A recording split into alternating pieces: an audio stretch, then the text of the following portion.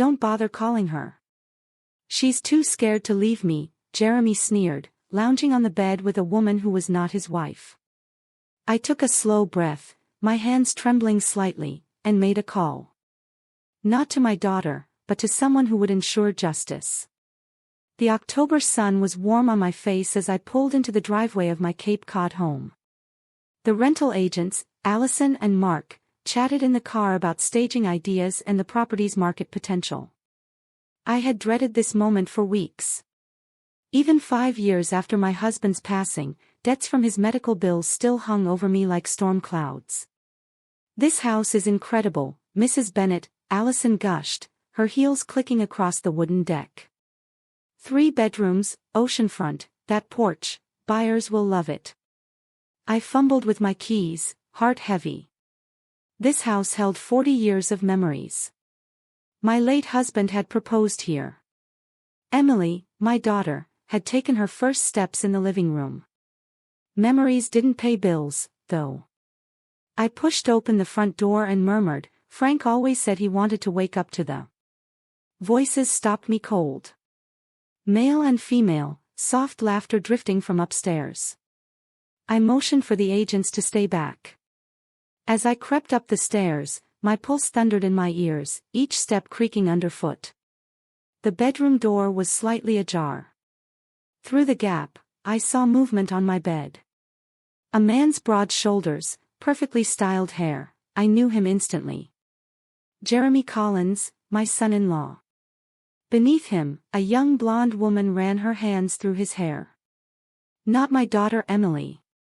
"When do you have to leave?" she asked breathily. "Not until Sunday night," Jeremy replied, planting kisses along her neck. "Emily thinks I'm at a conference in Boston. She never questions my trips." My vision blurred with anger. My daughter, home in Charleston, probably making his favorite dinner, while he desecrated my home with this betrayal. "Jeremy Collins," I said, pushing the door open. Panic swept across his face, followed by disbelief. The blonde woman scrambled for cover. "Mrs. Bennet." "I can explain," Jeremy stammered, grabbing a pillow. "Explain what?" I asked, calm but icy. "Explain why you're here in my house with someone who isn't your wife." The woman, stammering, tried to escape. "I should go." "Not so fast," I said. Her startled expression confirmed what I suspected. Sandra Ellis.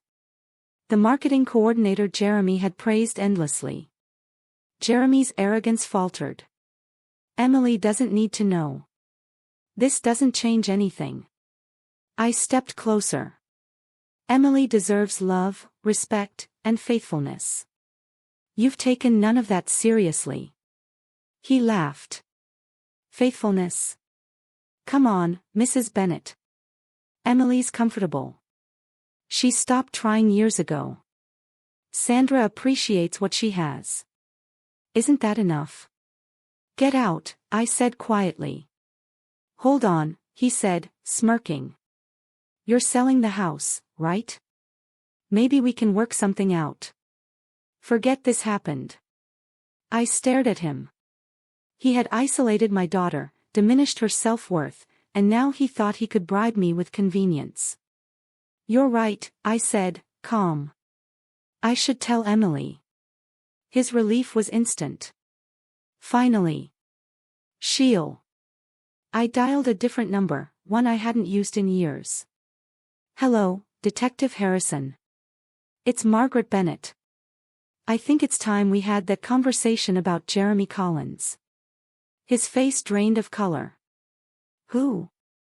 "Detective Harrison, Charleston PD. He's been investigating financial discrepancies at Jeremy's firm for months. And I have proof." I held up my phone, showing photos I'd snapped.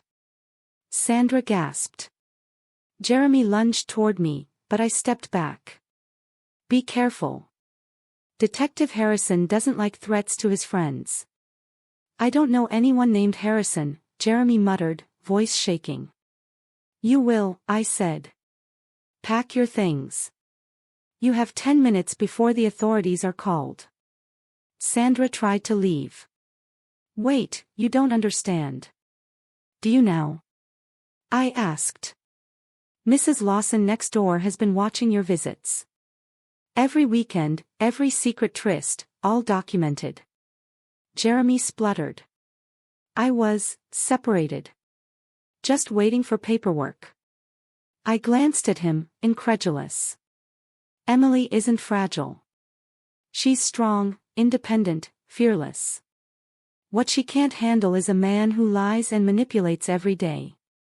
Fully dressed, he stormed past me, Sandra trailing behind. I followed them downstairs. The agents were frozen at the door. It's okay, I said. Let's reschedule. Family business first. As their car disappeared down the coastal highway, my phone buzzed. A text from Harrison, got your message. We need to meet. Tomorrow. I typed back, absolutely. I have more evidence than we suspected. For the first time in years, I felt purpose. Emily's light had dimmed under Jeremy's control, but her strength had never vanished. Tomorrow, I would fight to restore it. I scrolled to Emily's number, hesitated, and called our neighbor, Mrs. Lawson. Dorothy, can we talk about your observations? The truth was worse than I imagined. Jeremy and Sandra had been using my home for months. Emily wasn't just married to a cheater, she was married to a man stealing from his own company, manipulating her, eroding her confidence. Unlike Jeremy, I had never underestimated Emily. She was ready to reclaim her life, and tomorrow, with Detective Harrison's help, she would. And Jeremy isn't just involved, Mom. We think he's running it. The words hit me like a physical blow. Running it. My mind raced. Detective Harrison explained the scheme. Jeremy's firm had been creating fake client accounts, funneling legitimate investments into those accounts, and skimming profits before reporting anything. Clients never noticed because their statements reflected the expected returns. I thought about Emily's new car, the renovations in their kitchen, the designer clothes Jeremy had lavished on her. How much money had he stolen? Close to $2 million over 3 years, Harrison said. $2 million. My stomach turned. The genius of the scam is that it looks legitimate. Jeremy's careful, but he got greedy. Lavish vacations, new cars, house renovations. Emily thinks it's all bonuses, promotions. But his salary doesn't come close to funding that lifestyle. Harrison spread out a manila folder. Financial records, credit card statements, bank transfers, property purchases. I flipped through the pages, recognizing locations and amounts. The Napa weekend, $8,000. Emily's diamond necklace, $15,000. The kitchen renovation, $45,000. Every penny traced back to Jeremy. Emily has no idea, I whispered. She won't, Harrison confirmed. Her finances are clean. She lives within her means. Every extravagant purchase traces back to Jeremy's accounts. What happens when he's arrested? Harrison's expression darkened. We need more evidence to ensure the charges stick. Jeremy's meticulous.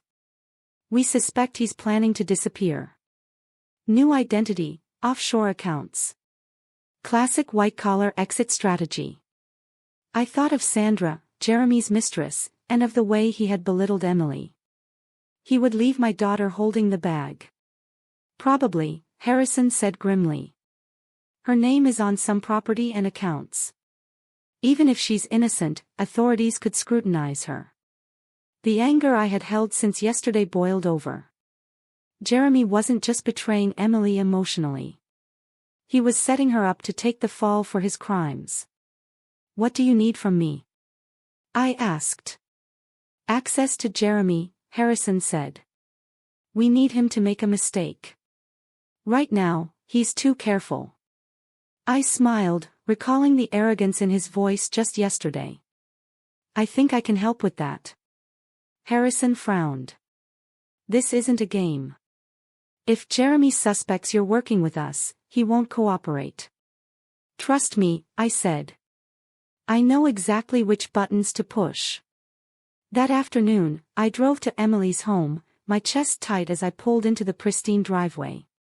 The landscaping was flawless, the kind of picture-perfect success that concealed a foundation of lies. Emily opened the door in scrubs, hair in a messy bun, looking older than her 32 years. Mom! What a surprise. Come in.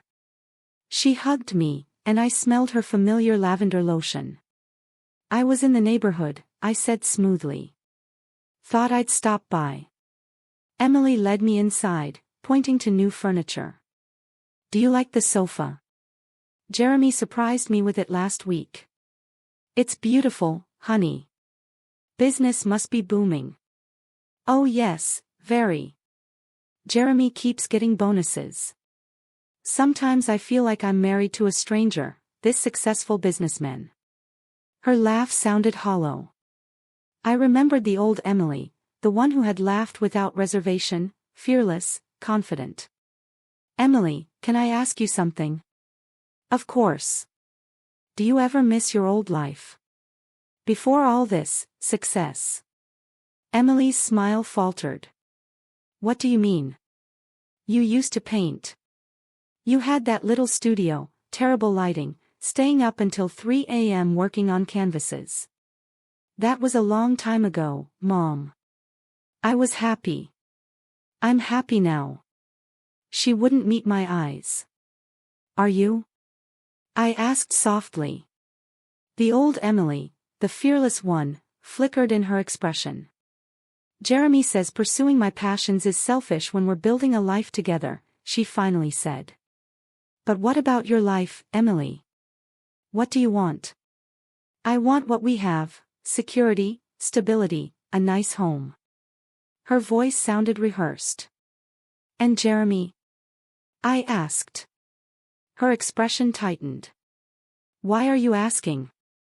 Because I love you. I see how much you've changed. People grow up, they realize dreaming doesn't pay the bills. Since when do you care about money?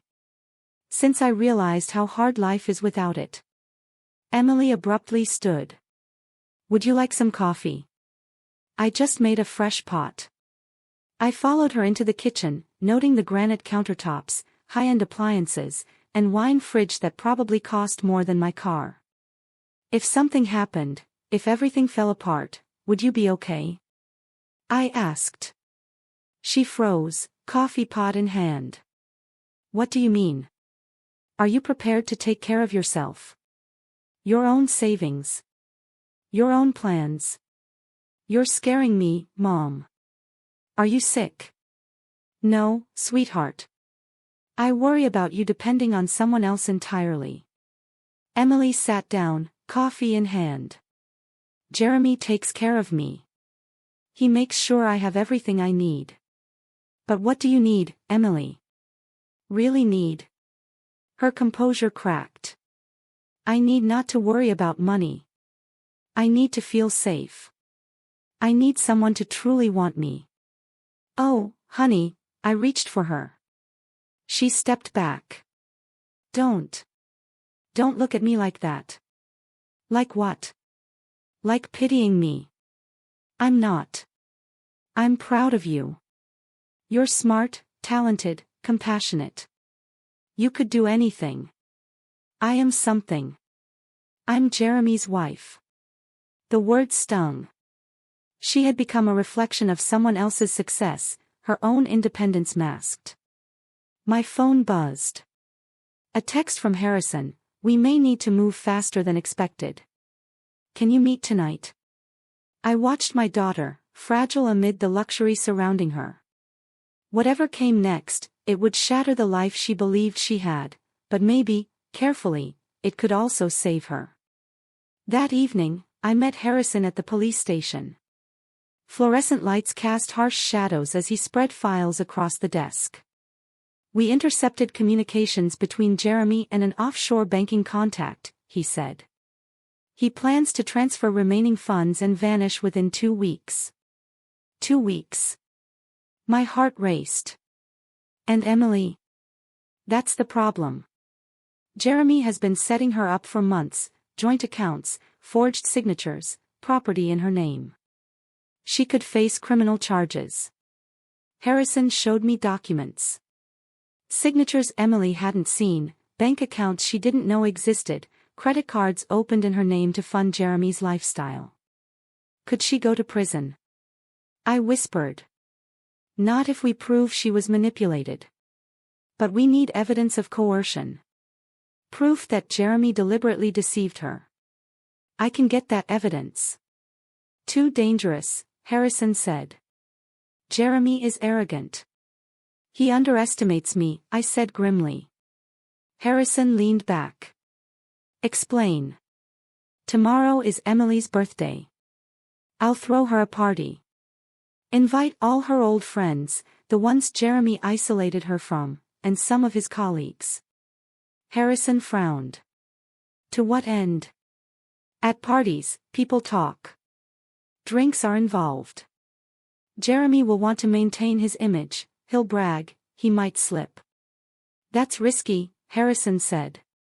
There's more. I'll tell Jeremy I need to sell the beach house quickly due to financial troubles. I'll ask for his help. He can't resist exploiting that opportunity. He'll try to buy it cheaply, and we'll track the money. Harrison considered. Could work, but you'd need to be careful. Wire in place. Understood. As I drove home, Emily called. Mom, something weird happened at the beach house yesterday, she said. Jeremy had tried to control the narrative, coaching her to think I was emotional, dependent. That's thoughtful of both of you, I said. Actually, why don't you both come to my house tomorrow? I'll cook for your birthday. Are you sure? Yes. Family dinner, finally. I sat in the driveway, knowing tomorrow I'd begin dismantling Jeremy's lies, and hopefully, restoring my daughter's life. The next afternoon, I prepared Emily's favorite meal, pot roast, vegetables, homemade rolls, and her chocolate birthday cake. At 6, they arrived. Emily looked radiant in a new blue dress, another expensive gift from Jeremy. He wore a tailored suit, expensive, of course. Mom, this smells incredible, Emily said, hugging me. It's your birthday, I replied. Michael, no, Jeremy, surveyed my modest dining room. Nice place. Cozy. Thank you. It's home. During dinner, I watched Jeremy perform the devoted husband act, his words hollow, rehearsed. I countered his every move with calm, subtle observation. So, Maggie, Jeremy said, Emily mentioned you're having financial difficulties. I wouldn't call it difficulties, more adjustments, I replied. Frank's medical bills, plus selling the beach house quickly. And the market value? Well, comparable homes go for around $400,000. I'd accept $350,000 for a quick sale. Jeremy's eyes sharpened. Significant loss. Not much choice. Mortgage is getting hard to manage. Jeremy exchanged a glance with Emily. You know, I might be able to help. I have contacts in real estate who buy properties quickly for cash. That sounds promising, I said. What kind of timeline are we talking about? These investors move fast when they spot the right opportunity, Jeremy said smoothly. And what defines the right opportunity? I asked. Jeremy leaned forward, his polished businessman persona fully in place. Properties that can be acquired below market value and flipped quickly. Your beach house would be ideal. How much below market value? For a cash sale and fast closing. Probably around $250,000. Emily's eyebrows shot up. Jeremy, that seems incredibly low. Mom, isn't that a huge loss? Sometimes you have to take what you can get, he said, calm and assured. The market is unpredictable right now. Better a bird in the hand than a gamble. I nodded slowly. You're probably right, $250,000 would solve my immediate needs. I can connect you with the right buyers, Jeremy continued, voice smooth. For a small finder's fee, maybe 5% of the sale price. Of course. He couldn't resist profiting off my desperation. I smiled and nodded. That seems fair. When can we proceed? Tomorrow, I can start calling investors. They usually close within 1 or 2 weeks. Emily frowned. Mom, are you sure? Maybe get a second opinion. Sometimes practical decisions outweigh emotional ones, Jeremy said, tone condescending. Experience counts, especially in these matters. I forced a polite smile. You're very kind, Jeremy. I appreciate your guidance. As they prepared to leave, Jeremy stepped closer. Margaret, Emily, and I consider you family. We'll always help you navigate these decisions. I nodded, pretending to be touched. The gesture was meant to look caring to Emily, but to me, it was a veiled threat. Family looks after each other, right? He added. After they left, I called Detective Harrison. How did it go? He took the bait. He's planning to buy the house for $250,000 through fake investors, then flip it at full market value. Did you get it recorded? I touched the small device hidden in my sweater. Every word. But we need more. We need to catch him moving the stolen money. Don't worry, I said, glancing at the untouched birthday cake Emily had barely touched. I'm just getting started. Phase 2 begins tomorrow. The next morning, I called Jeremy's office. May I speak with Mr. Collins privately? Mrs. Bennett, of course. How may I help? I want to discuss the house sale further. I prefer an in-person meeting. Certainly. How about 2 p.m.? Prestige Investments occupied 3 top floors of a sleek Charleston skyscraper. The lobby gleamed with marble floors, crystal chandeliers, and abstract artwork. Success radiated from every corner. Jeremy met me at the elevator, all charm. Margaret, welcome to my corner of the financial world. His office was everything I expected, floor-to-ceiling windows, polished wood, leather chairs, photos with wealthy clients. A shrine to his own importance. Please sit. Coffee or water? Coffee, thank you. As he signaled his assistant, I noted the expensive watch, Italian leather shoes, and custom-tailored suit, all bought with stolen funds. So, about the house, Jeremy said, sitting. The investors are very interested. One has already made an offer, $240,000, cash, closing within 10 days. I raised an eyebrow. Yesterday, you mentioned $250,000. They start low and negotiate. $240,000 is still excellent. And your finder's fee? I asked, pretending to calculate. 8% would be fair. Jeremy's eyes lit up. He had already mentally calculated the $19,200 he would pocket, while the fake investors stole another $160,000. His greed was boundless. Sounds reasonable, I said. I'll confirm with the buyer. Jeremy smiled, leaning back. High-net-worth clients keep cash ready for opportunities like this. He's an import-export, very reliable and discreet. I nodded. And you've worked with him before? Several times, Jeremy said smoothly. Can I be honest? I asked, leaning in. I'm overwhelmed. Selling the house, handling finances alone, it's a lot. Jeremy softened, feigning sympathy. Completely understandable. Big decisions, yes. You mentioned family last night. Perhaps I could help you manage more of your investments. I leaned closer, watching his eyes sharpen with predatory interest. Just to consolidate Frank's pension, savings accounts, a small stock portfolio, about $300,000. That's substantial. Worth managing properly. Yes. Consolidating would ensure Emily's security if anything happened. How substantial? Jeremy asked, voice calculating. Sell the house for $240,000, invest my other assets wisely, perhaps $600,000 or $700,000 total. His expression betrayed excitement.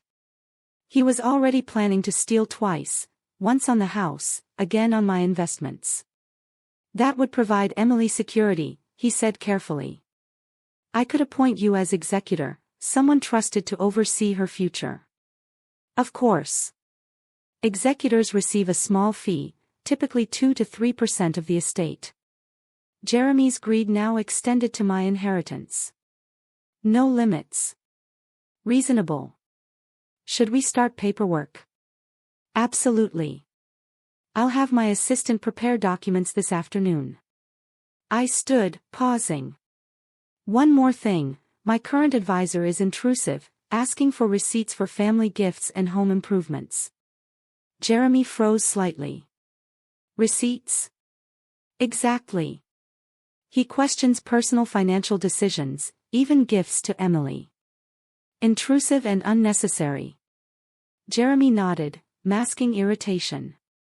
Family finances are private. I should let you get back to work. When can we move forward on the house sale? I'll contact the investor today. Contracts could be ready by tomorrow. Wonderful. And thank you for your help, Jeremy. Emily is lucky to have such a supportive husband. Emily's my priority, he said. In the elevator, I reflected on the layers of deception. Jeremy wasn't just stealing money, he was positioning himself to profit from me, Emily, and eventually my estate. But Detective Harrison was recording every word. By tomorrow, we'd have enough evidence to hold Jeremy accountable. The only question was protecting Emily when his world crumbled. And I had a plan. That evening, I drove to Emily's house unannounced. She was in the garden, pulling weeds with focused intensity, as if trying to work through her emotions. Mom, she said, surprised. What are you doing here? I wanted to talk to you, away from Jeremy. Why? Because we need an honest conversation, one we should have had months ago. She removed her gloves and followed me inside. I watched her move with precision, filling the kettle, arranging cups, sugar and cream, everything controlled. Katie, when was the last time you painted? We've been over this, she said. Humor me. When? 2 years ago, maybe. And the supplies, your easel, paints? They're in the garage. Jeremy needed the room for his office, and I didn't mind. Since when is your art a hobby? Emily set down her cup forcefully. Since I realized dreams don't pay bills. I make money as a nurse. Jeremy makes money. That's more important than my happiness. My happiness comes from feeling secure. I studied her closely, noticing the tight lines around her eyes, her tense posture. Katie, remember what you used to say about money in college? That was different. I was naive. Money was a tool. Enough to do what I loved, not hoard wealth. People change priorities, or others convince them to. If I'm implying Jeremy brainwashed you, remember, the Katie I raised wouldn't sacrifice dreams for anyone. I didn't sacrifice anything, she said firmly. I made mature choices. Or someone made you believe your dreams were selfish. We sat silently. Outside, Jeremy's car pulled into the driveway. Katie, I need to ask you, honestly, are you truly happy? Her composure wavered slightly, a flicker of vulnerability piercing the armor she had built around herself. What kind of question is that? Emily asked. The kind that deserves an honest answer, I said softly. I'm content. I have a good life, she replied quickly. That's not what I asked. Just then, the key turned in the front door. I asked if you're truly happy. Happiness is overrated, Emily said, her voice clipped. Security matters more. Jeremy stepped into the kitchen, his polished smile faltering slightly when he saw me. Maggie, another surprise visit, he said. I was just leaving, I said, standing. Emily tried to cover.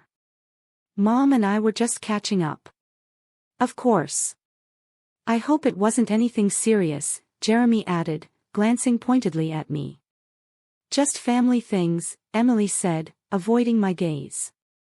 Jeremy moved behind her chair, resting his hands lightly on her shoulders. It looked affectionate to anyone else, but to me, it was a subtle assertion of control. Family is everything, he said, voice low. Right, Emily? Of course, she whispered. I kissed Emily's cheek. Think about what we discussed, sweetheart. I will, she replied.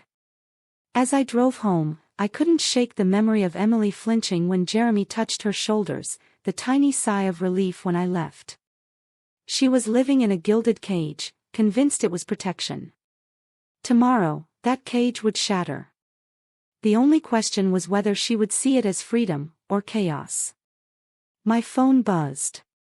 Detective Harrison's name appeared. How did the office meeting go? He asked. Perfectly, I said. He's planning to steal from me in at least 3 ways. And Emily is more fragile than I thought. When the truth comes out, she'll need serious support. We've arranged a victim advocate, he said. Someone trained in financial abuse cases. Good. There's something else. Jeremy has been manipulating Emily for years, isolating her, undermining her confidence, keeping her financially dependent. That fits the profile, Harrison said. These white-collar criminals rely on emotional control. She might blame herself at first. The advocate will help her through that. Are you ready for tomorrow? Yes, I said. Jeremy will bring the contracts for the house. He expects a quick signature, but he'll be walking into an arrest instead. The real question is whether Emily will ever forgive me for shattering her illusion. You're not shattering it. You're saving her, Harrison said. I looked at the photo on my mantel, Emily at her college graduation, paint-stained and radiant, holding a canvas she'd finished the night before. A sunrise over the ocean, golden and full of possibility. Tomorrow, I would guide her back to that light, even if she hated me for it. The next morning, crisp October air brushing against my cheeks, I dressed in my best navy suit, the one Frank always said made me look distinguished, and positioned the tiny recording device Harrison had given me. Exactly at 10, Jeremy knocked. Briefcase in hand, smile in place. Maggie, you look wonderful this morning. Thank you, Jeremy. Come in. He spread contracts across the coffee table with a flourish. Excellent news. My investor friend was impressed by the photos, ready to move immediately. How immediately? I asked, feigning eagerness. Tomorrow, if you're ready to sign today. That's awfully fast, I said. Cash buyers move fast, Maggie. No delays, no inspections. Jeremy handed me a sleek contract. $240,000 cash, as is condition, no contingencies. I scanned it, noting the details Harrison would need. Coastal Properties LLC, no doubt a shell company. And your fee? I asked casually. 8%, $19,200, he said smoothly. I picked up the pen, hesitated, then asked, Jeremy, this buyer is legitimate, right? No legal problems. Absolutely. I've worked with him many times. And the funds? Totally above board. His smile tightened imperceptibly. Maggie, what kind of question is that? I'm just cautious, I said. Frank always warned me about deals that seem too good to be true. This is fair market, he said, leaning back. I signed the first page, then paused. Cashier's check in escrow, standard procedure. Yes. Neutral third party holds the funds until closing. And who is this third party? Prestige Investments manages the escrow account for these transactions. Convenient. He planned to route the stolen money through his own company. I signed the second page. We aim to make things easy for our clients. At that moment, the doorbell rang. Jeremy frowned. Are you expecting someone? I looked out the window, Detective Harrison on the porch, flanked by two men in suits. Oh my, I whispered. Jeremy went rigid. Detective. Mr. Collins, please step outside, Harrison said. You're under arrest for embezzlement, fraud, and conspiracy to commit grand theft. Jeremy's face drained of color. This is absurd. You have no idea what you're talking about. We have recorded conversations, financial records, and multiple witnesses, Harrison said, as his team moved in. You have the right to remain silent, he added. I watched Jeremy's carefully constructed world collapse. Panic replaced arrogance, desperation replacing control. This is a mistake, he shouted. Tell it to the judge, Harrison said, cuffing him. Mrs. Bennett, we'll need a formal statement at the station, Harrison said. Yes, I replied. As they led Jeremy away, his glare was pure venom. You have no idea what you've done. Emily will never forgive you. We'll see about that, I said calmly. I sat back, staring at the contracts. In a few hours, Emily would learn the truth, that her husband was a criminal and that her mother had played a key role in stopping him. I dialed her number. Emily, come over right away. Mom, what's wrong? You sound strange. I'll explain when you get here. Can you leave work? Yes, okay. I'm coming. 20 minutes later, she rushed through my door, still in her hospital scrubs. Emily, sit down. We need to talk about Jeremy. Mom, what? Are you hurt? Sick. I'm fine physically. This is about him. Her eyes went wide. What about Jeremy? He was arrested this morning. Emily froze. Arrested? For what? Embezzlement. He's been stealing from his company for years. That's impossible, she whispered. He wouldn't. His lifestyle, the money you've spent, it was stolen, I said softly. No, she gasped, pacing. There's a mistake. I handed her the documents, bank statements, financial records, evidence. It's all here, $2 million over 3 years. Emily sank to the chair, knees buckling. The house, the car, my jewelry, all stolen. Yes. But you're not going to prison. You were an unwitting victim. I'm his wife, she whispered. I live in that house, I wear the jewelry, how am I a victim? Because you didn't know. Jeremy manipulated you for years, convinced you that you couldn't manage without him. She bowed her head. Maybe I am lucky, maybe I can't survive without him. Sweetheart, you're one of the strongest people I know. You just forgot it. Strong people don't get fooled for years, she murmured. Smart people get fooled by experts. Jeremy is an expert at deception. Finally, she looked up, red-rimmed eyes glistening. How did you know? I caught him with someone else, at the beach house yesterday morning. Sandra Ellis. Emily crumpled in sobs. How long? I don't know. Several months at least. So while I was ironing his shirts, making his favorite meals, believing his lies, he was with her. Yes. In your home. In your bed. Emily's sobs turned to rage. That lying, stealing, cheating bastard. There's more, I said gently. He was setting you up to take the fall. Your name's on documents, accounts you didn't authorize. He planned to disappear, leaving you responsible. Detective Harrison's been investigating. I've been protecting you, I said. Emily stood, this time with determination. Where is he now? In custody. Assets frozen. Good. I hope he rots there, she said, finally letting anger replace despair. There's more. Your house, car, accounts, they'll be seized as evidence. Where do I live?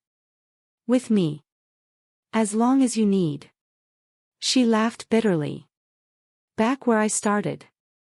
32 and moving in with Mom. You're starting over. There's a difference. Feels like my whole adult life was a lie. Not everything. Your work, friends, your art, those were real. My art, Emily wiped her eyes. Jeremy convinced you it was a waste. He lied about so much. Emily's face softened for the first time. Mom, can I ask you something? Anything, I said. Why didn't you just tell me about the affair?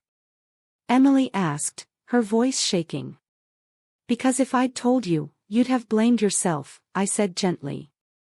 You would have tried to fix the marriage, gone to counseling, done everything you could to be the wife Jeremy wanted.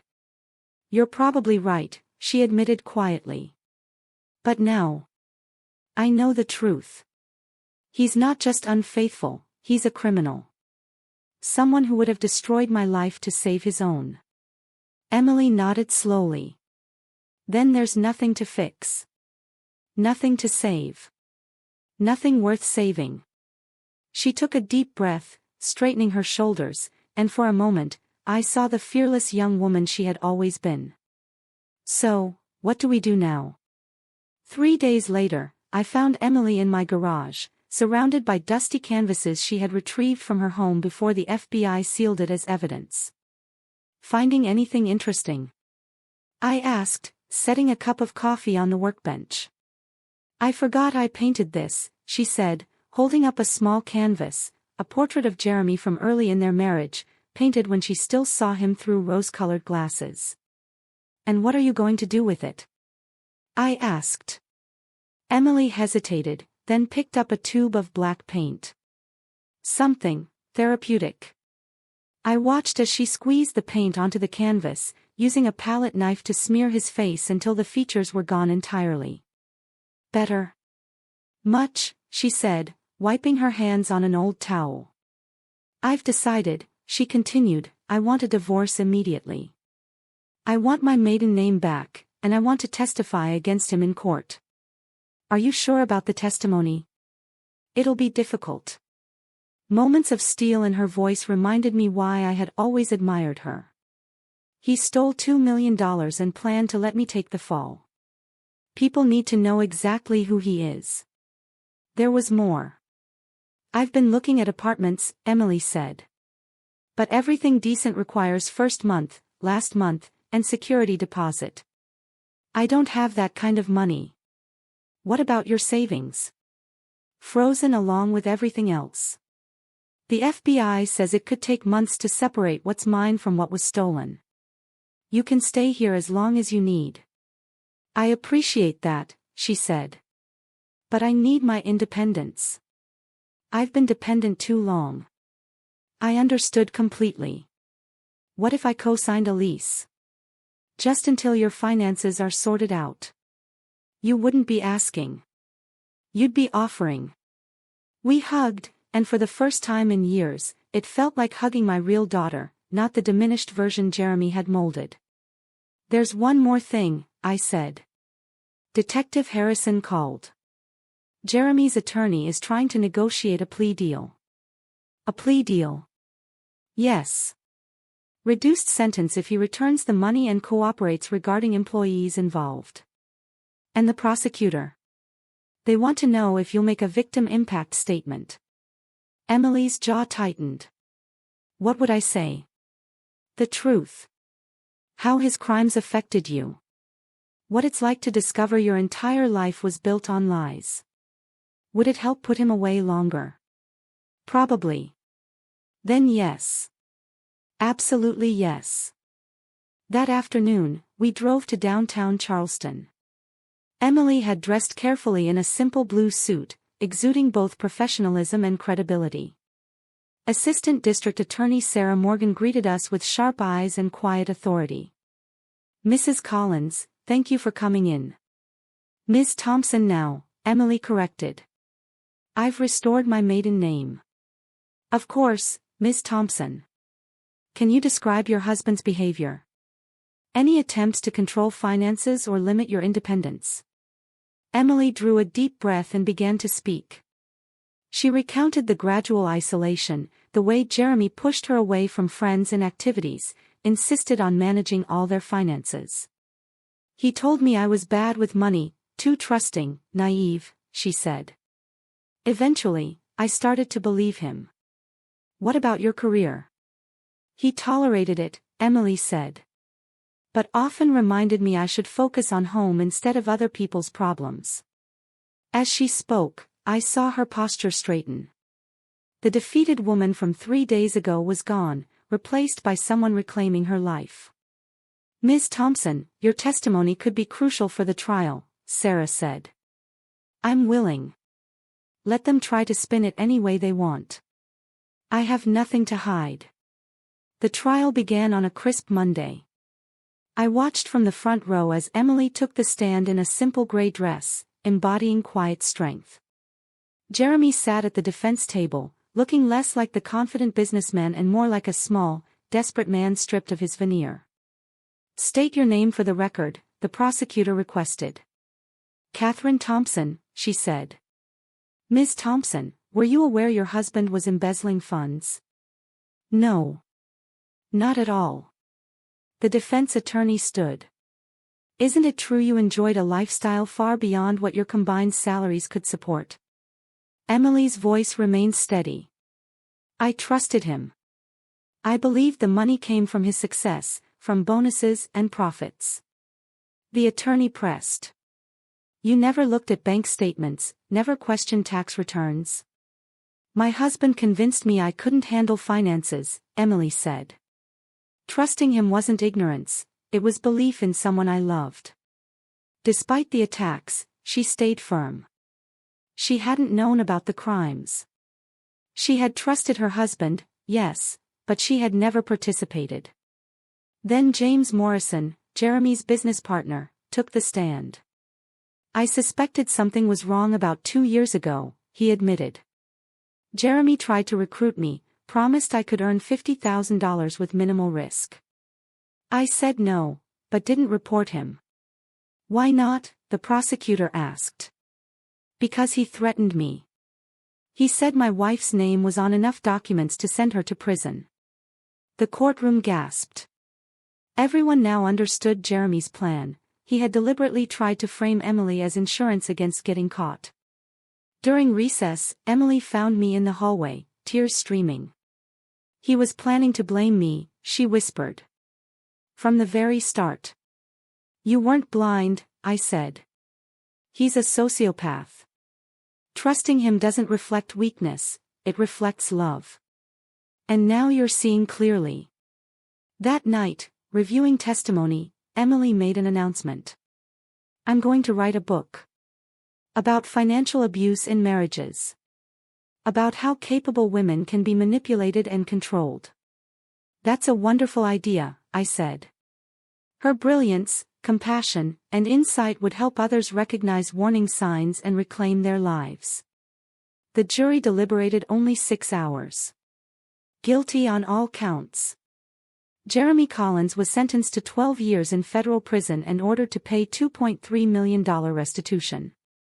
When led away, he glimpsed Emily, no longer the broken woman he intended to create, but a warrior standing with satisfaction and justice. "Mom," Emily said as we left the courthouse, "I can breathe again." 6 months later, I watched her at her first solo art exhibition in downtown Charleston. Bold, vibrant canvases captured both pain and liberation. The centerpiece, breaking free, showed a woman emerging from dark chains into sunlight. It sold within minutes. "Mom, meet Dr. Marcus Webb," Emily said. "He runs a nonprofit supporting victims of financial abuse. I'm joining their board." I smiled. Perfect. Later, we walked along the waterfront where we had first talked about freedom. "I got a call from a publisher," Emily said. "They want me to write the book." "That's wonderful," I said. She smiled. "It validates that my experience matters, that my voice has value." I asked gently, "Do you forgive me for how I handled everything? For investigating Jeremy, for not telling you about the affair?" Emily took my hand. "Mom, you saved my life. Without you, I'd probably be in prison right now. You didn't destroy anything. He did that himself. I'm free now. Free to be me." We sat together in silence, reflecting on the year. My daughter had reclaimed her identity, strength, and future. The real victory wasn't money or justice, it was her freedom. "You know what's the best part?" Emily said. "What?" "He thought he was clever. He thought he could manipulate everyone. Instead, he was outsmarted by two women he underestimated." I laughed. "I wonder if he realizes yet." "Plenty of time to think in 12 years, she said. As we walked back, Emily stopped. "Mom. I'm happy. Really happy. I'd forgotten what that felt like." "You deserve it," I said. "When's the last time you went on a date?" I laughed. "Emily Thompson. Are you setting me up?" "Maybe," she said with a grin. "There's this doctor at the hospital, widower, loves art, funny." "Not a no," I said. "Not a no." As we drove home, I reflected, protecting those we love sometimes means making hard choices, even if temporarily hated. Jeremy tried to steal more than money, he tried to steal identity, confidence, and future. But Thompson women bend, we don't break. And when we fight back, we fight to win.